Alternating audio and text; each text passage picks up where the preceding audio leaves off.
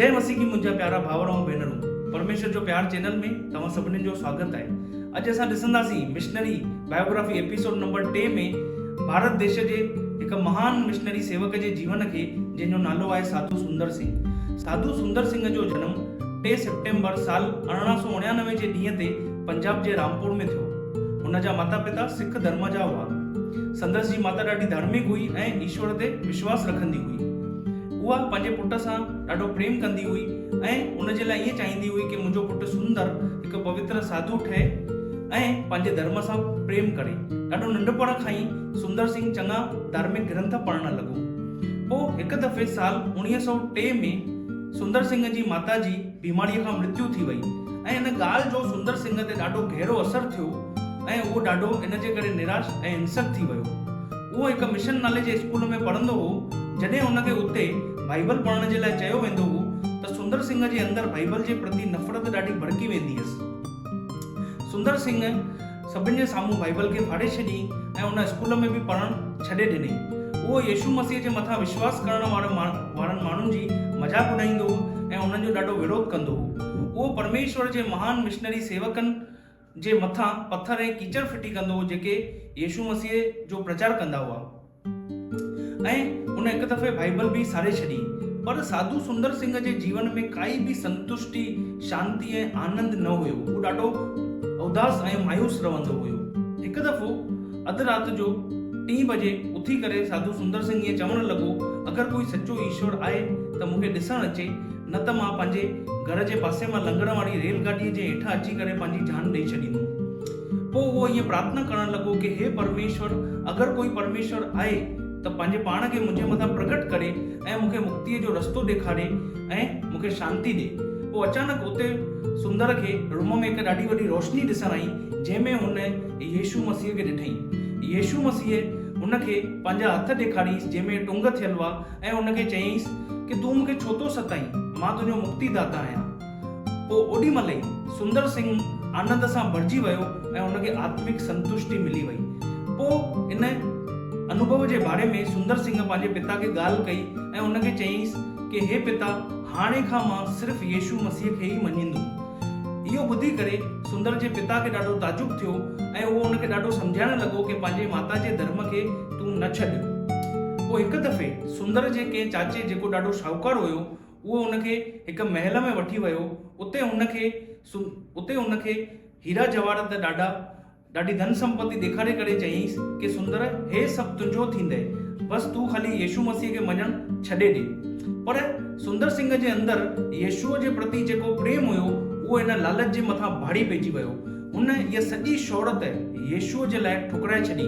पोइ आख़िरकार सुंदर खे ज़हर ॾेई करे हमेशा जे लाइ घर मां बेदख़ल कयो वियो। ज़हर जे करे सुंदर जी हालत अहिड़ी थी वई कि उहो मरण ते अची वियो। पर परमेश्वर हुनखे पंहिंजी महान योजना खे पूरो करण जे लाइ बचाए छॾींसि। पोइ सुंदर शिमला शहर में पंहिंजे सोणे जनम ॾींहं ते यीशु मसीह खे पंहिंजो उद्धारकर्ता स्वीकार करे बपतिस्मा वरितई ऐं प्रार्थना करण खां पोइ हुन पंहिंजो जीवन यीशु मसीह खे समर्पित करे छॾी। उहो हिकु मसीह साधु ठही वियो। पोइ उहो पेर उगाड़ी बाइबल खे हथ में खणी करे बिना कंहिं माण्हूअ जे मथां मदार रखंदे यीशु मसीह जी सेवा करण जे लाइ निकितो। पोइ जवानीअ जे ॾींहंनि में ई सुंदर खे जाम तकलीफ़ुनि जो सामनो करणो पियो, जीअं त थधि में रहणु, बुख ते रहणु, चङियूं बीमारियुनि जो सामनो करणु ऐं चङा दफ़ा त हुनखे जेल में विधो वियो। सुंदर सिंह अकेले ई अफ़गानिस्तान, पंजाब, नेपाल ऐं तिब्बत जी पहाड़नि ते वञी करे उतां जे माण्हुनि खे सुसमाचार ॿुधाइणु लॻो, जे कॾहिं बि इन खां पहिरियों यीशुअ जो सुसमाचार न ॿुधो हुयो।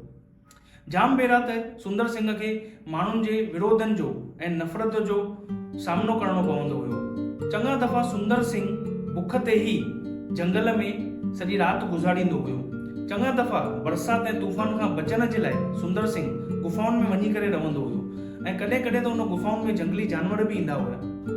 हिकु दफ़े सुंदर सिंह ईअं ॾिठई सुबुह जो कि हुन खां थोरो ई परते हिकु चीतो सुम्ही पियो हुयो। हिकु दफ़े सुबुह जो हुन ईअं ॾिठई कि हुनजे कंबल में हिकु कोबरा नांग वेठो हुयो।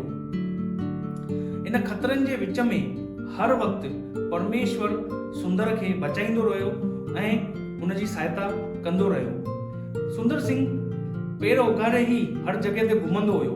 इन करे उन जे पेरनि में ॾाढा धक लॻंदा हुआ ऐं उन जे पेरनि मां रतु वहंदो ई रहंदो हुयो।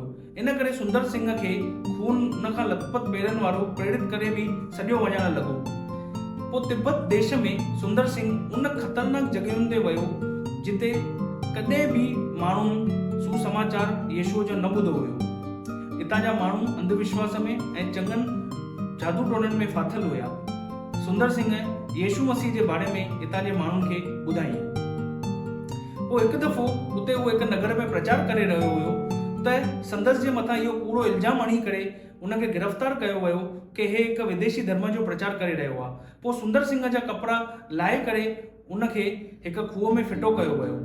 उते सुंदर सिंह उन खूह में 3 ॾींहंनि ताईं रहियो। उन खूह में अंधेरो हुयो ऐं मुअल माण्हुनि जूं चङियूं हॾियूं ऐं सड़ियल मांस पियो हुयो। इन करे उन खूह मां किनी बदबू बि अची रही हुई। बिना खाधे पीते ऐं बिना निंड जे सुंदर सिंह इन खूह में 3 ॾींहंनि ताईं रहियो ऐं पोइ 3 राति उन परमेश्वर खां प्रार्थना की ऐं परमेश्वर सुंदर सिंह खे इन खूह मां अद्भुत रीतिअ सां ॿाहिरि कढीसि। सुंदर सिंह नेपाल देश में बि वियो। उन देश में यीशु मसीह जे सुसमाचार जी प्रचार करण जी मनाई हुई, पर तंहिं हूंदे बि सुंदर सिंह उते यीशुअ जे सुसमाचार जो प्रचार करण लॻो। इन जे करे उनखे गिरफ़्तार करे जेल में विधो वियो, पर जेल जे अंदर बि सुंदर सिंह उतां जे कैदियुनि खे यीशुअ जे बारे में ॿुधाइण लॻो। इन जे करे उनखे हिकु अलॻि कमरे में रखियो वियो। इन कमरे में जंगली जानवरनि खे ॿधियो वेंदो हुयो। उन कमरे में सुंदर सिंह जा हथ पेर ॿधी करे उनखे हिकु खंभे ते लटकायो वियो ऐं उन जे मथां अहिड़े कीड़नि खे फिटो कयो वियो जेके खून चूसींदियूं आहिनि।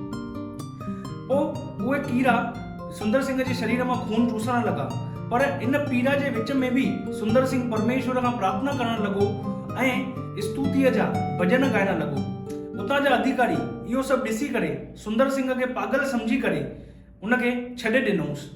पोइ उन जे अंदरां शरीर जे अंदरां कीड़नि जेको खून चूसो हुयो, सुंदर सिंह कमज़ोर थी वियो, पर तंहिं हूंदे बि उहो वापसि शहर में वञी करे सुसमाचार जो प्रचार करण लॻो।